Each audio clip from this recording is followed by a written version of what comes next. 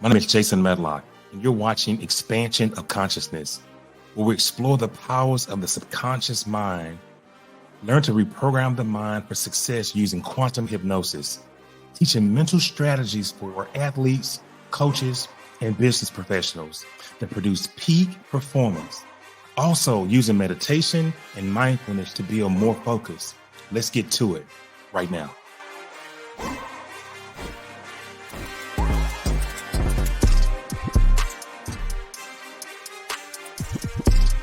I want to welcome you to the Transform Your Mindset Bootcamp with the fascination with the human mind. The fascination with consciousness is what drives you. You cannot miss the fact that mental training techniques roll right in the dynamic of the actual training process.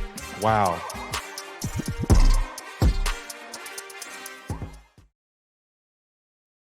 Welcome back. How you doing today? The mental game plan is here, and we have a very great guest. But welcome back to the Mental Game Plan podcast. This is where we explore the depths of the mindset and transformation in sports in your life. Today, we are thrilled to have with us Montreal-based Sheri Shaban, a transformative figure in the world of fitness and wellness. Sheri is not just a coach; she's a certified strength and conditioning specialist, an athletic therapist, an osteopath, and the director of fitness for Rock Thomas M1 Mastermind. With over 2 decades of experience, Sheri has dedicated her life to helping people redefine their athletic identity and embrace a self-loving, anti-diet approach to personal transformation. Sheri's unique philosophy stems from her personal trials, including recovering from severe injuries that nearly left her paralyzed. Despite these challenges, she's thrived, opening her CrossFit gym and touching the lives of thousands through her online programs, making peace with food and advanced power and her YouTube workouts. Today, she's here to share her insights on transforming our internal environments to reflect in our physical bodies and ultimately our lives. Sheri, it's an honor to have you with us. I will get you on right now, and I cannot wait. Hi, Sheri. How you doing? I'm well, Jason. Thank you so much for such a warm welcome. I'm so excited to be here. Awesome, awesome. And I get that every time, and I say this to all of the guests. I expect a few, retweets and a few, social media replies and stuff like that. But I'm just joking with you. But it's great to have you on. We were talking a little while ago about just some of your accomplishments, and we can take this interview a lot of different ways today. But it's just exciting to meet with such a high-level professional with nutrition, and also delve into the mindset and delve into ways you encourage your clients to be the best they can be. But I want to think about. Well, I want to examine a comment that I read about on your website and in some of your bio work, where you refer to all clients as athletes, regardless of their fitness level. Right. What's your philosophy behind this type of terminology? Yeah, so great. And, we misunderstand what the word athlete means because we oftentimes associate it with somebody who's making $1 gazillion a year on TV, playing a professional sport. And so an athlete really is a mindset. And the difference between exercise and dieting and being an athlete is the why. It's the drive behind it. And so most of us in society, once we get to that point where maybe the doctor says that we have to do something about our health, or maybe we're starting to notice that we're not feeling well and we start to address our health, the main focus is on the outcome, which is I need to release X number of pounds, or I need to look this way, or I need to maybe reverse this particular condition that I'm currently faced with. Whereas an athlete shows up as their highest self every single day, focusing on really their system. And here's what I mean by that. The athlete is really focused on the being and not just the doing. So an athlete, for example, doesn't miss a workout because they're worried about not, let's say, burning a certain number of calories, or because they ate something the night before that they need to burn off. An athlete really focuses on the workout because they're focused on performance and they're in competition with themselves first and foremost. And so the goal is not just to look at nutrition as a means to release weight, but it's a means to fuel their training, to fuel their recovery, to really focus on that sport that they're doing. And so as we get into that place where we're now looking at our fitness and we're looking at our nutrition as a means to really become a part of who we are versus a part of something we're just wanting to do or wanting to accomplish, now that relationship really changes it. And most of us, when we're thinking about, oh, I need to do some big change around my health and fitness, a lot of times it's driven by a lot of maybe self-hatred or self-loathing. There's a lot of punishment involved when it comes to, I'm not allowed to eat this, I got to restrict myself, or I need to go exercise because I need to burn the X number of calories. But instead, when we're thinking about the athletic mindset, we're really, again, focusing on the joy of just that moment of really challenging our bodies, not because we need to look a certain way, because it's all about how we're being and how we're showing up for that highest version of ourselves. That really turns the traditional view on its head. And it sounds like calling someone an athlete can really change how they see themselves and their capabilities. Well, let me ask you this. You emphasize transformation from inside out. Mhm. Could you explain the difference? I'm sorry, the difference between transformation and mere results in the context of fitness and wellness? Yeah, so good. So transformation is really this permanent process where we change again our being instead of focus on changing what we're doing. Mhm. And so, for example, let's say our goal right now is to release 30 pounds. So what I help athletes do, first of all, is to embrace the athletic mindset. But what I help them do is instead of focusing on, I need to release 30 pounds, I help them focus on how do I become that person who is 30 pounds lighter. And that's the ultimate difference between transformation and just results, because we can all get results. And when we focus on results, there's this thing that happens in the mind that really gets us to almost attach a deadline to something that we're doing. It's like tax season, right? Where maybe right now we're in tax season and we've collected everything that we needed to collect to hand off to the accountant. But the moment that's done, then we stop working, we stop thinking about it. And so the same thing too, when we look at New Year's resolutions, or when we're looking at really, again, setting up our fitness goals based on this particular outcome, is that we tend to stop working the moment that we achieve those results.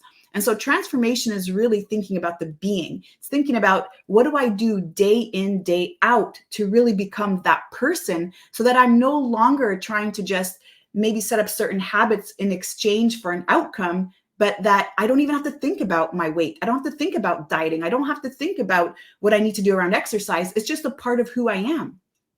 And you make some very, very clear points and real profound distinctions on when you have the athletes, think about this transformation, not just on, I want to lose 30 pounds, but how. And obviously you're using some types of mindset coaching. When I'm working with athletes, I'm using specific things like visualization. I'm using within that, I'm using hypnosis therapy, and I'm using goal setting techniques, not just that I want to reach this goal of losing 30 pounds, but, how will I do it? Some of the same things that you're saying, how will I do it? And what's my time frame? So I like, your approach. And I imagine that focusing on transformation brings a lot more depth to the fitness journey than just chasing a number on the scale. You know what I mean? Yeah, absolutely. And what I'm also hearing you say, Jason, is you really help empower a belief system. And Oh, I yeah. think that's really what it comes down to, right? So even visualization or I am statements, or really just changing our identity in general, it's about harnessing a belief system. And that's really the magic element. It's not a magic diet. It's not a magic exercise program. The magic is in the belief. And if you listen to any of our favorite athletes, okay, Conor McGregor is one of my favorites. I don't care what you have to say about it. I don't care who's listening, but I love Conor McGregor. But have you heard him speak? Have you heard Muhammad Ali speak? Right? They speak with such certainty. I am the champion. I am going to win. Even when they're broke, living out of their car, they're still, I am the champion. And so the moment we can embrace that, really harness that, embody that, really feel that, yes, this is truth, this has already happened, then that changes everything. But But but it also gives you an advantage because I have two Division One athletes that play football here, different colleges, and we've met with their nutritionists, on the recruiting trips, and they just tell them, hey, this is what you're going to be eating, and this is what we're doing here. But there are very few of them that mix in the I ams and mix in the the ability to reach them at that holistic level, with their mindset. And it sounds like that's what I hear you saying, that you incorporate as well. right. Yeah, we have this misconception that we need confidence to be able to start something that's really scary. So anytime we challenge ourselves, obviously there's fear that's going to be there. But oftentimes we're thinking, okay, let me just wait until I have enough information and I'm ready and things line up in my life and I have the confidence to then get started. But it actually doesn't work that way. Confidence comes from having challenged ourselves through something that was very scary. And so, actually, to harness confidence, we actually need the fear. And we can't actually escape the fear. And this is something that I believe, need to embrace. We oftentimes think that at some point that I just won't be afraid anymore. I won't have a fear of failure. I won't have a fear that I'm not enough. I won't have a fear that this may not work out. Instead, what we have to do is we have to harness courage. And so it's not that we're trying to avoid fear. It's trying to really understand, how can I create courage? Because I need the scary thing. That's the challenge. And every amazing thing comes from the challenge, whether or not we succeed, right? Because even if it doesn't work out, this is an opportunity for us to learn, address a few things, and then come back and try again. And so we harness the courage.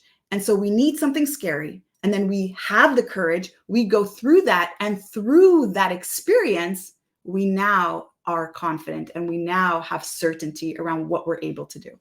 I love it. And speaking of courage, many diets end in failure or rebound weight gain. Yeah, from your experience, why do you think so many diets fail? And what would be your approach, that you would recommend instead? Yeah. So many diets fail, in my opinion, for the main reason and purpose is that they're just not sustainable. Many of these diets are super extreme. And the other thing too is that we oftentimes reserve our feeling of joy or success or even self-worth or self-love on the other side of that result.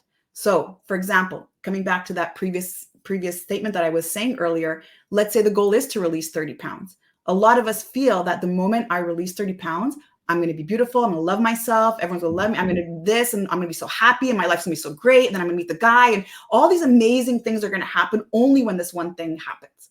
And so everything is contingent on this one thing. And so as we begin to start our journey, when we don't expect mishaps and all of a sudden things don't go exactly the way that we wanted it to, we are perfectionists after all. And diets do tell us that we have to be perfectionists, because you're going to eat that 1 gram of carbs, then you're going to throw off all your macros, and all these things are going to happen. And so there's just a lot of stress already around this idea of it needing to look a certain way. And so when we decide to commit to something that's not sustainable, when we have reserved our joy or feeling of success on the other side of that result, what we're also saying is that smallest little mishap is going to keep me further and further and further away from that promised land. And so really, to create sustainability, it's to ask ourselves first, well, does this make sense for me? Can I see myself doing this long term?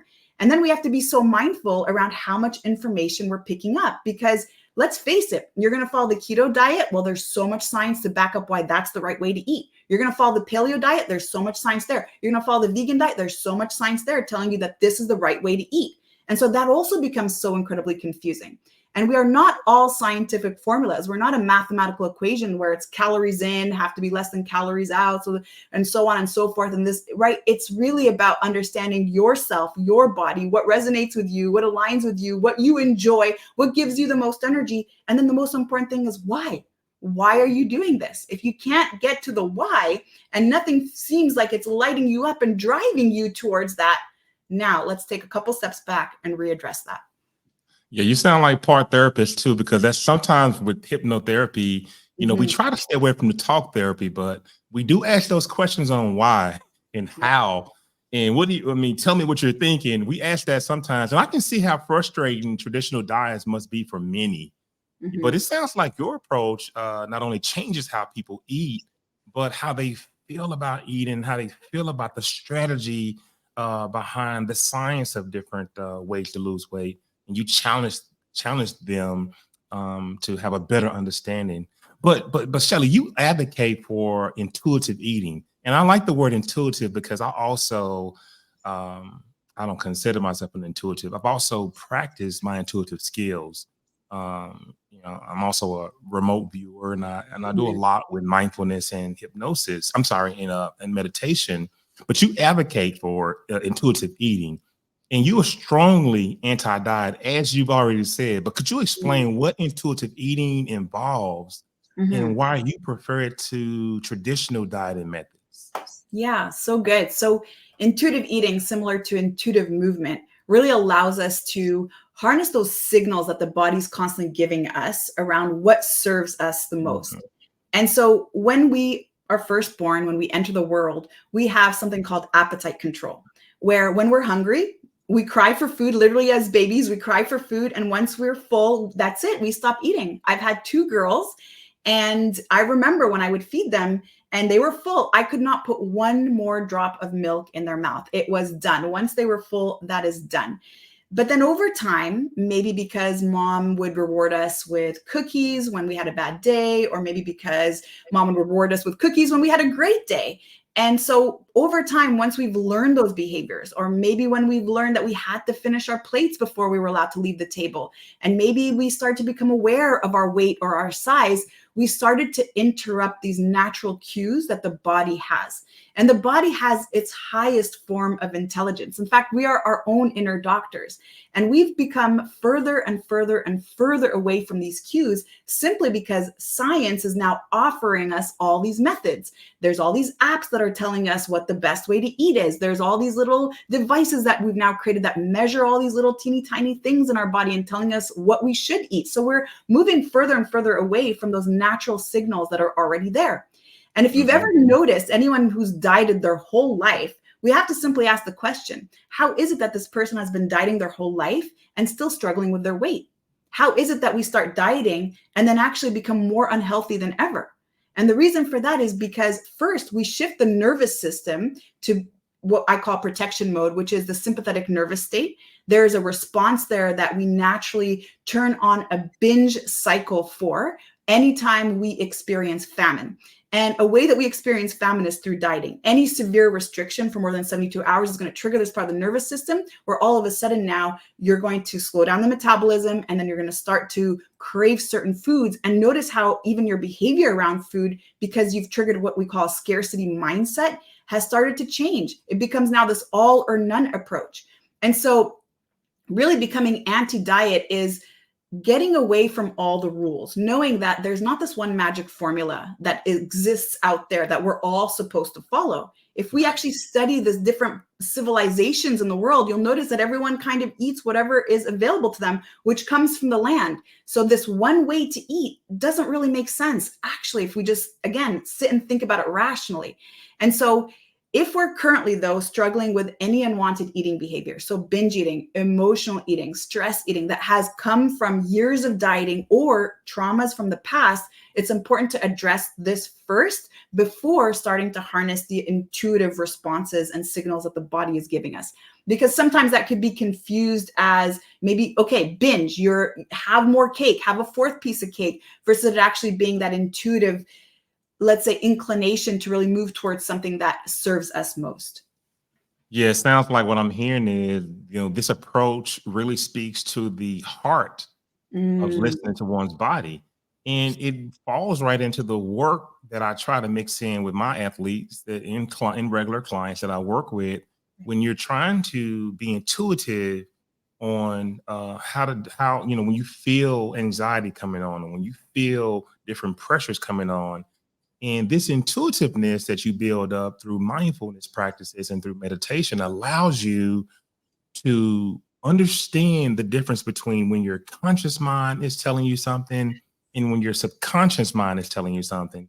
And there are two totally different types of information that you receive. So, from a holistic standpoint, that's what I use to help my clients know the difference. How do you help, people you work with relearn to trust their own hunger Yeah. and their fullness? What are the signals? Yeah, so good. So the first thing is really to distinguish between emotional eating, let's say, and then actual hunger cues. And we'll even just rewind just a moment. And again, I want to just talk a little bit about the nervous system, because Yeah. what we actually don't always talk about when it comes to the nervous system is that it's not just a physiological response. Depending on which nervous system state we're in, that also influences our thoughts and also influences our emotions. So I'm going to talk about the autonomic nervous system, and more specifically, I'm going to talk about sympathetic nervous state, fight or flight, as we've likely heard before. And then we have parasympathetic, which is rest and digest. But for simplicity and also just expand a little bit more on thoughts and emotions, I call sympathetic nervous state protection mode, as I shared previously. And then safety mode is parasympathetic. And so when we're in protection mode, that means that our body, our mind, our subconscious mind is starting to pick up anything uncomfortable or unsafe in our environment. And this could be anything that just keeps us restless, anything that takes away our peace. And so when we trigger this part of the nervous system, like I said, physiologically, we're going to slow down our metabolism. We turn on the binge cycle. We start to crave foods that are going to give us an immediate source of energy.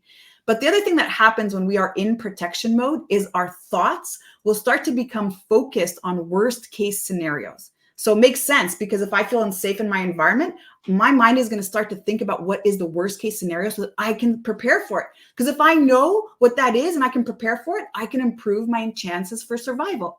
And so our thoughts are going to be about things that are going to give us anxiety, fear, doubt, shame, guilt, uncertainty. So if you're experiencing all these emotions and you're noticing your thoughts are either projected in the future or in the past, then most likely you are in a protection mode dominant state. But if you notice that you are in safety mode, your thoughts are going to be around things that give you peace and calm and joy. And so when we are in safety mode, we can be creative, we can listen to music, we can have fun, we can stay relaxed. And of course, we can heal our body, we can digest our foods, and all these beautiful things can happen to balance our hormones in the body.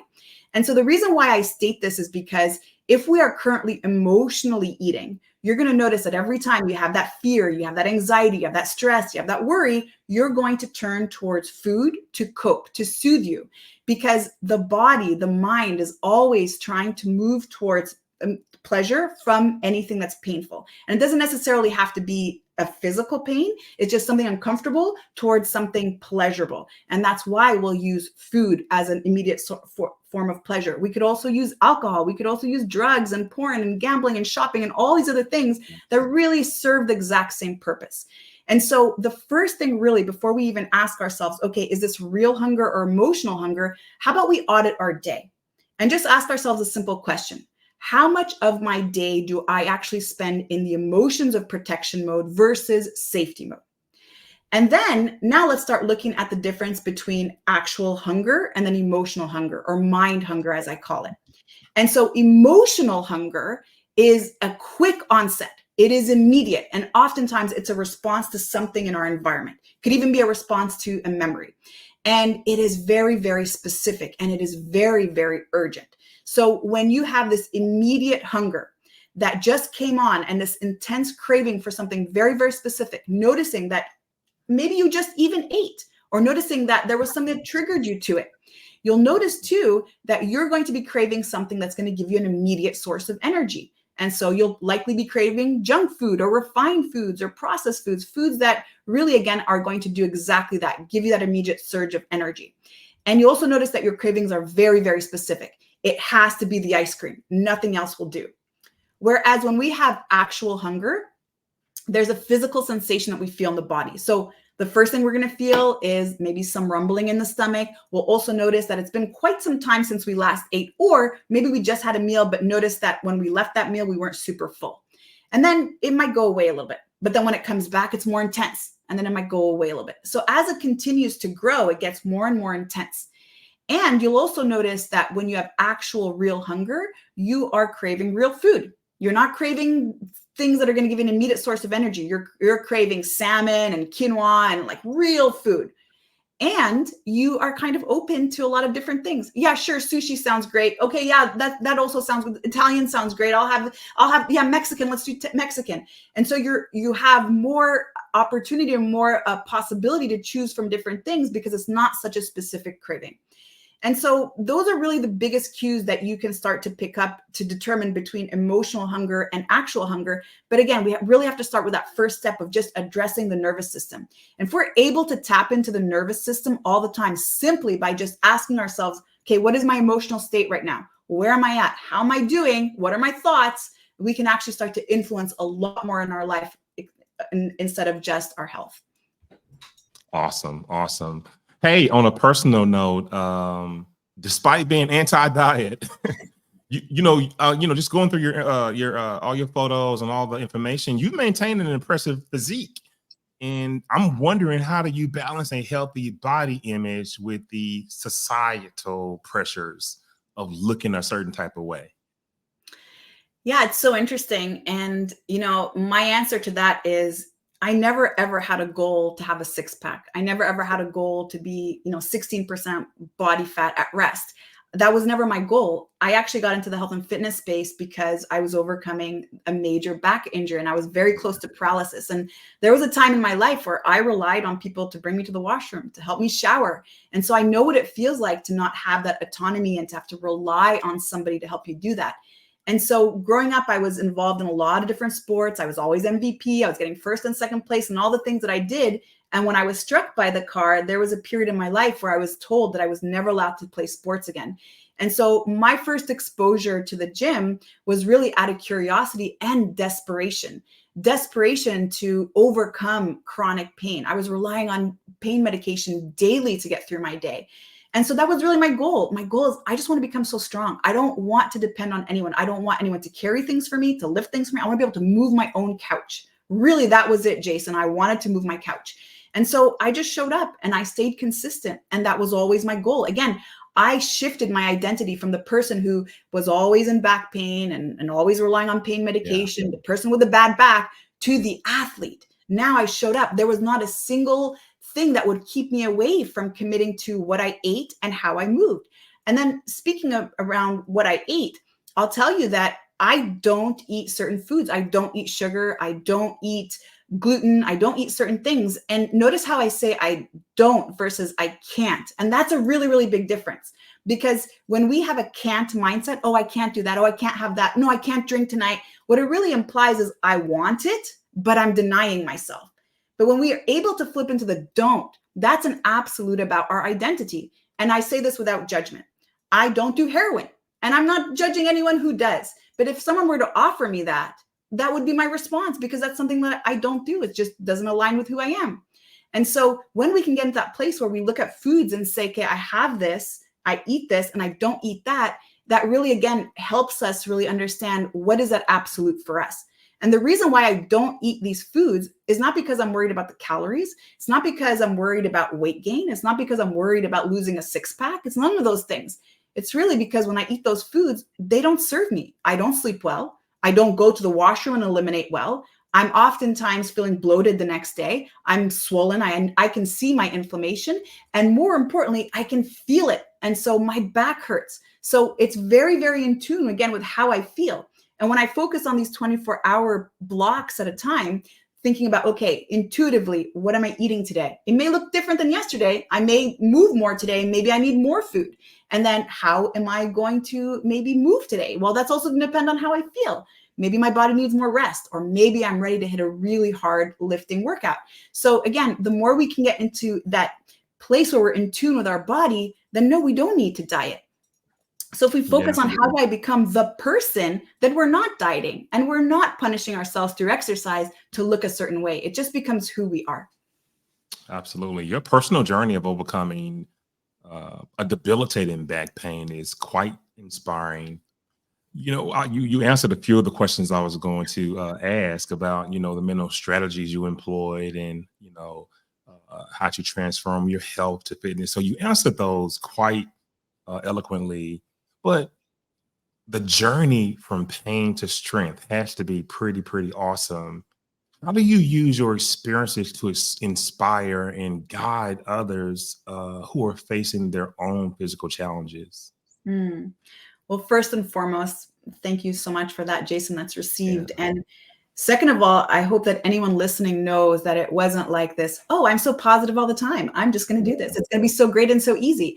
I'm going to tell you that there were challenges, and there always is. And anytime you see that after photo of anyone that you admire or you want to maybe model their success, I also want to tell you that that came with a lot of challenges. And so I do have my dark moments. I do have my hard moments. I still have days where I am in pain. And so that part never goes away.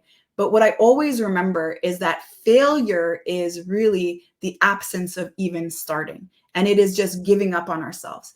And oftentimes we think that success means that, oh, it was super easy. It was this beautiful straight line. There were no issues. There were no problems. And it all just came super naturally to me. And I'll say that that is absolutely the furthest from the truth, because success really is the ability for you to be able to get back up and keep going when there are challenges, because there will be challenges. And so it really has to come again from a place of self-love, Jason. So like I shared with you before, I have an immovable heart around why I do what I do. It's not a why. It's not just a, ooh, I should just be in better health, or my mom passed away from cancer and, I want to avoid that. No, my immovable heart is really about me being autonomous, me being strong, me being there for my kids, me not needing to rely on anyone. And this is non-negotiable. For me, this is a core value and is part of who I am. And then showing up every single day just to experience that and express that becomes this beautiful gift for me, because I don't have to do any of these things. I actually get to do these things. There was a moment in my life where I was almost in a wheelchair. And so the moments where I don't feel like working out, or I'm like, oh, it's raining outside, I don't want to go for a run, I remind myself, like, Sherry, you don't have to do this. You get to do this. You have legs that work, remember? Like, you Right. have a body that's there for you. So let's go. And then I psychologically trick myself by just giving myself permission to do just 5 minutes. So on those days where my mind is like, no, don't do it. Okay, you just have to do it for 5 minutes. And then if you feel like keeping on going, go ahead. Wow. This next conversation I want to have with you, I've been going through it my entire life with my sisters. They often come up with these. Okay, we're going to fast this week. Okay, we're going to fast. We're going to do this water fast, or we're going to do a watermelon fast. But it's really intermittent fasting, but it's often categorized as a diet as well. So, what's your take on intermittent fasting, and how do you implement it? If even you do it at all, if you use it in your coaching program or what have you, but how do you implement it, even if you even do it at all? So right now it's 2:37 p.m. for me, and I haven't had my first meal yet. And so I do intermittent fast, and it is a very, very powerful tool. So intermittent fasting is actually a health protocol with a side effect of releasing weight if you do have weight to release. Because we, again, in our society, we're so focused on the outcome. We're so focused on the result. We're the focus on the outside of what everything looks like versus the inside. And so a lot of us will sign up for intermittent fasting and commit to it because the goal is to release weight. And the first thing I want to say about that is, as we look at any approach to self-care, I'm going to suggest and invite you to maybe look at it with a sense of generosity, which means when we give something to ourselves, there's no expectation in a return. So if I'm going to go for a run, it's not because I need to lose 500 calories or whatever that is. It's really because I'm just giving this gift to myself. And so I see intermittent fasting as the same way. There's no trade-off that I'm looking for. There's nothing that I want in return.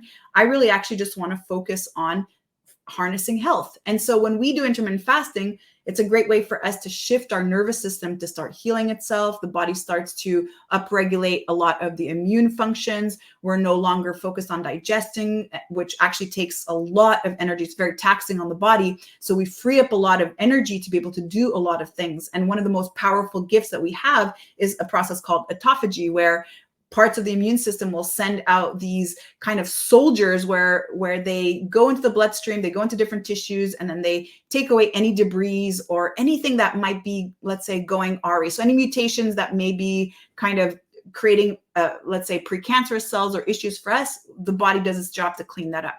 And then, of course, there is the regulation of different hormones. There is restoration of gut health, a lot of beautiful benefits from intermittent fasting that I know many people know about and can listen to from different experts.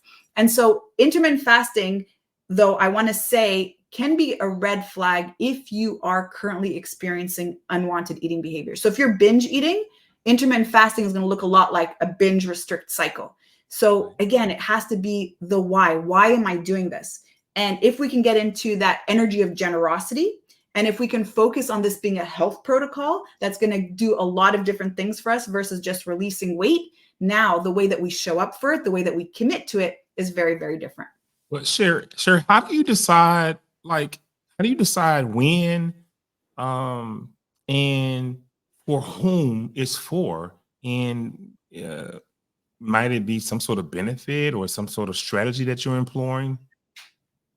So there's different ways to do it. And the who it's for, it could be for everyone. And here's what I mean by that. Because 12 hours is the minimum window that offers benefits. So that means 12 hours of eating and then 12 hours of not eating. And by the way, it's not 12 hours of continuous eating. It's 12-hour window during which we eat. And then 12 hours where we fast. And the fast is what we call a clean fast, meaning we don't consume anything that might trigger hormones. There's different ways to do it. There's also ways to, let's say, close up that window.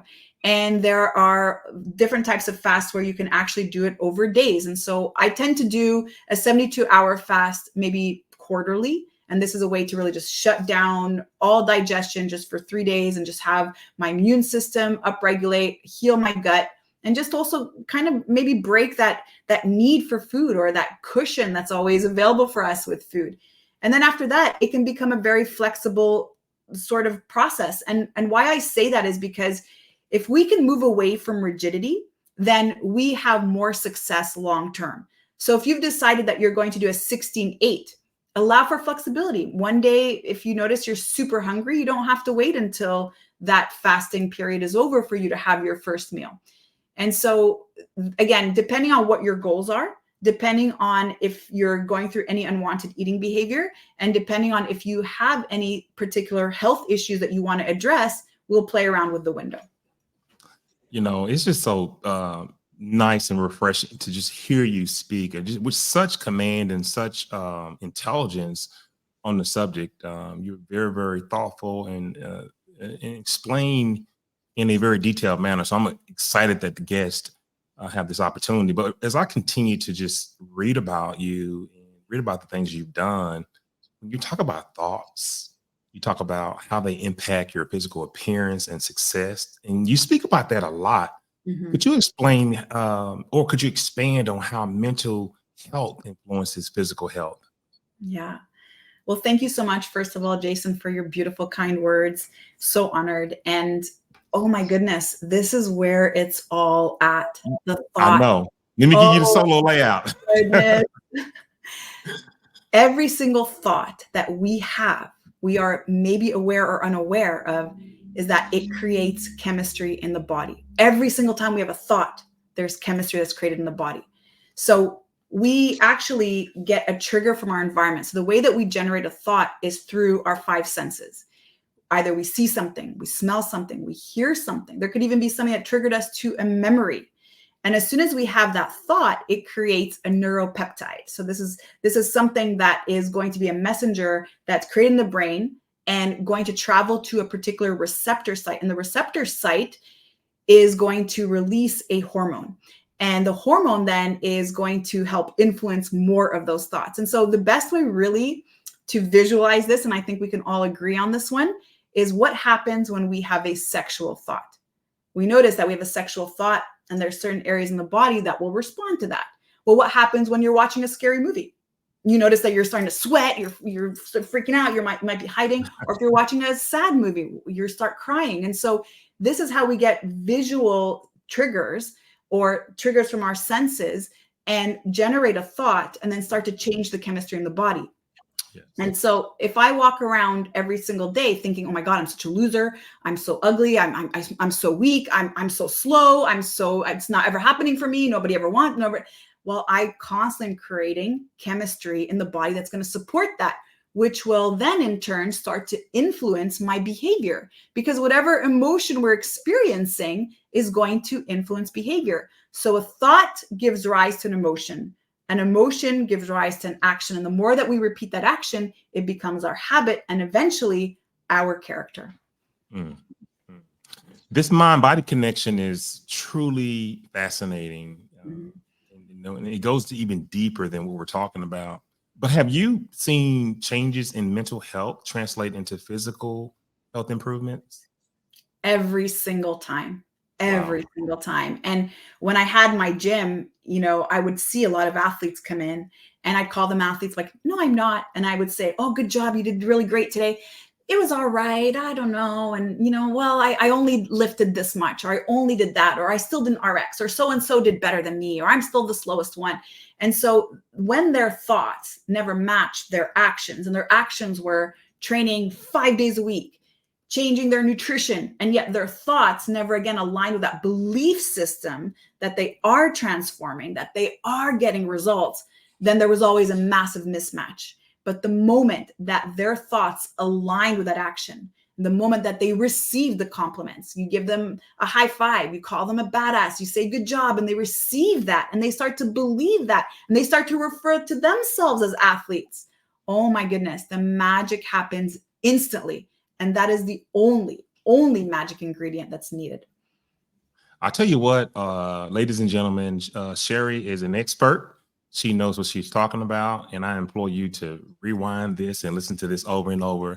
Well, you talked about habits a minute ago. And I said, you know what, we could do a whole segment on habits. But I want to ask you, what habits, what are some of the habits that you've observed in successful athletes?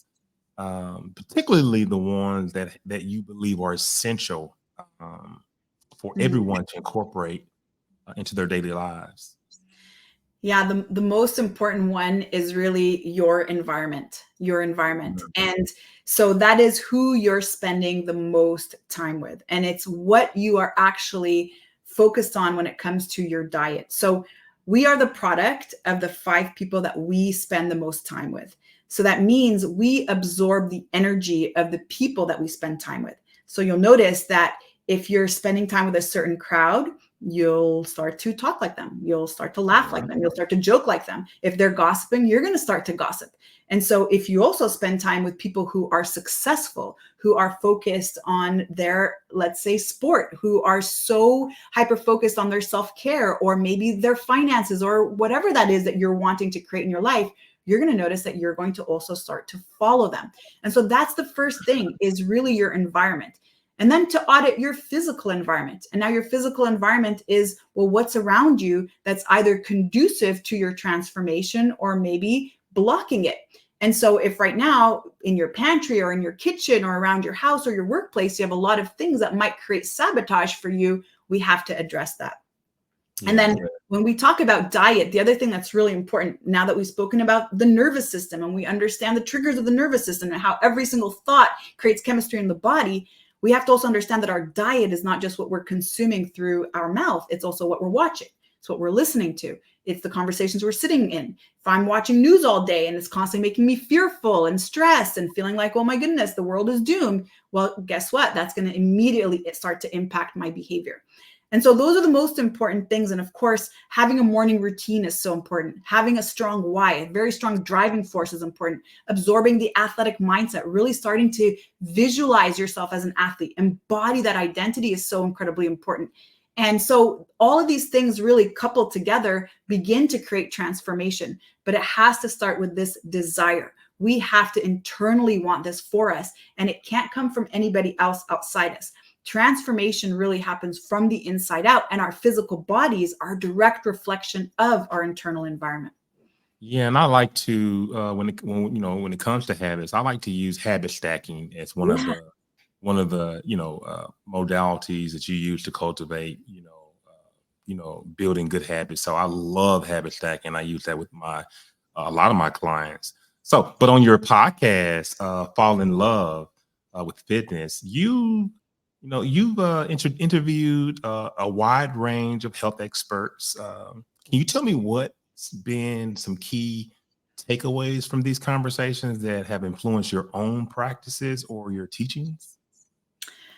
Yeah, I'm so grateful. I've had so many amazing guests and so many beautiful conversations. And I'm going to say the one thing that influences us all, because again, we talked to a lot of experts. We're looking for ideas. We're looking for magic formulas. But as simple and as cheesy as the sound, Jason, Yeah, love is the driving energy. And I'll it's say not this cheesy at all. way. That is not cheesy at all. That is actually you're talking to a transcendental meditator. I That love is it. the key to everything. To everything. That's Yes. all. That's all. If you can love yourself, if you can love others, if you can love the process, if fall in love with fitness, if you can love what you're doing, where you are right now in full acceptance, knowing that this happened for you, this changes everything. You cannot shame and guilt and really put yourself down towards transformation. That doesn't work. You can only love yourself to transformation. And if there's one skill that you're missing because have tried so long, you've maybe tried many different things and it never ever worked for you, I'll tell you that if you're able to harness love, if you're able to do that, oh my goodness, that is the game changer. Yes. You have a little holistic in all this scientific work that you've done. I can hear it, I can feel it. But Sheri, tell us about you. Tell us about your practice, your coaching. What good things do you have going on? Talk to the audience how they can find you, your website. Give us a little peek into what's going on in your world.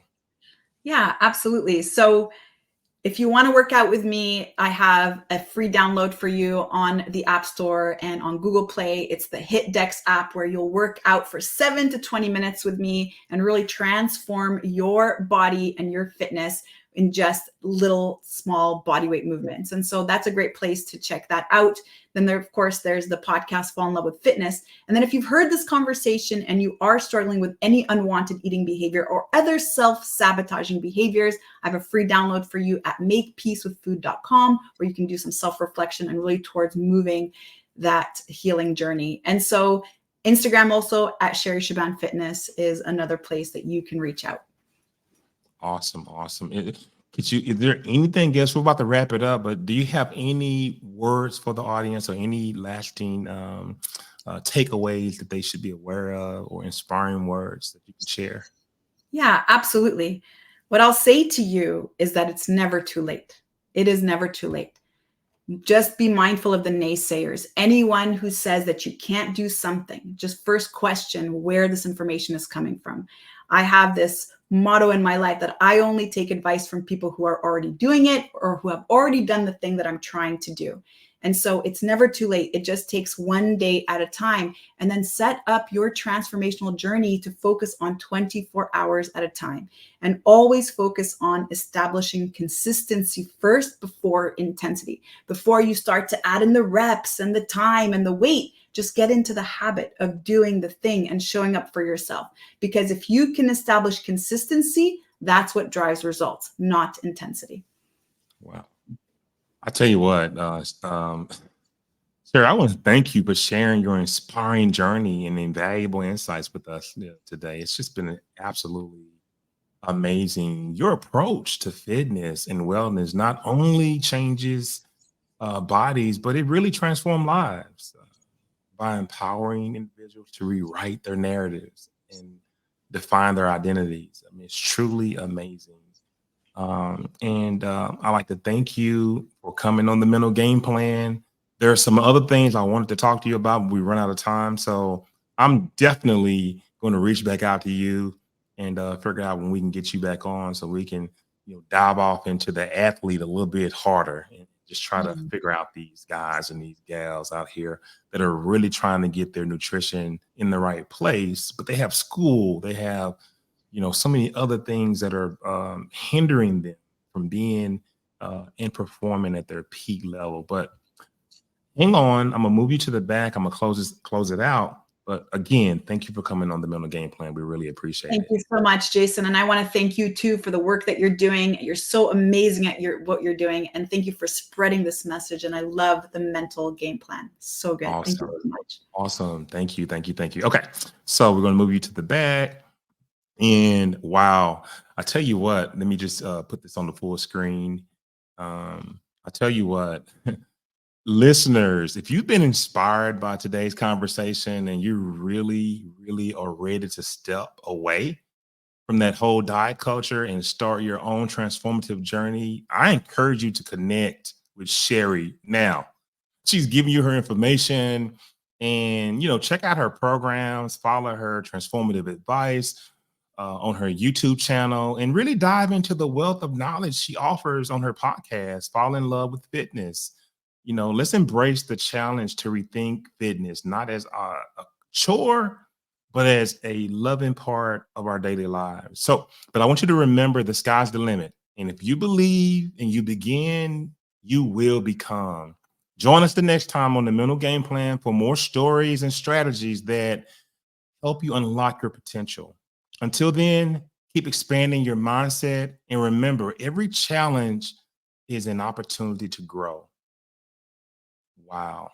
And 3 words that I always say: trust, relax, and discover.